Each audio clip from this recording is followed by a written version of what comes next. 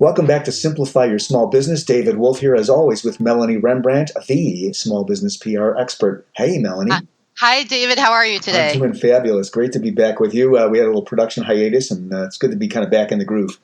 Yes, definitely. So on this episode, we're going to talk about what's in your media quote. And Melanie, you're talking about the quotes we might use in the communications that we send out PR-wise. Is that how this looks? Yes. And I have to say it's one of my big pet peeves because you always see those quotes. We're excited. We're announcing. Right. Yawn, no one cares. So that's why I wanted to talk about this today. Yeah. We're always excited about our own stuff. That's why we do it. But that's distinct from how we communicate that excitement.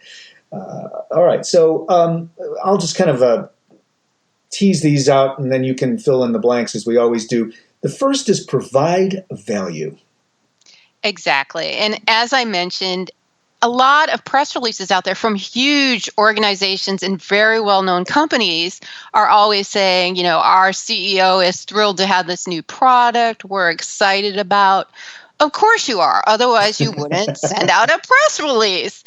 And unfortunately, those are the quotes that get picked out of the press release that are used in news stories and other media placements. So you want it to be a juicy quote that provides value and says something really unique and interesting about your business.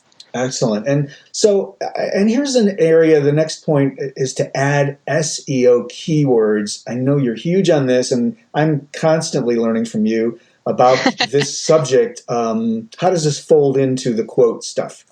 Well, SEO is still around. I mean, it's get some bad press about it and some good press, but it's still there, and it just needs to be in the back of your head. When you give a quote, and like I mentioned, if it is pulled out from whatever your messaging is to be used in other media, you want some information there that talks about your company. If you're a plumber, you want to mention that, you do plumbing in the northern Illinois area.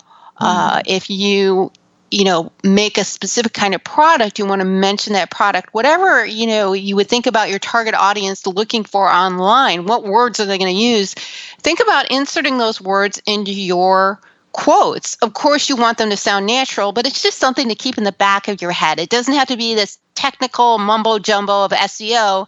Just think about top keywords people would listen for and look for online and use those in your quotes. Okay, cool. So it's just a subtle kind of tweaking of the quote so that searchable terms are in there somehow, as long as you're not force-feeding anything or stuffing them, right? Exactly. All right. And you mentioned a little something. I just want to side rail here on, bad publicity. Is there bad publicity going on with SEO in some circles? A lot of people have had really bad luck with it. They've paid a fortune for specific online ads and didn't see results. And so they just have a bad feeling about it. But, something might have gone wrong when they did it. They didn't do it correctly. They didn't do it long enough. There's so many factors involved. So a lot of people just have a bad taste in their mouth about it. Okay, all right. That's great. Thanks for clarifying that. Now, the other thing is to keep it short. So the quotes, you mean, keep the quote short? Yes, because again, they are going to be taken out of your press release or whatever media you're using and used in other formats.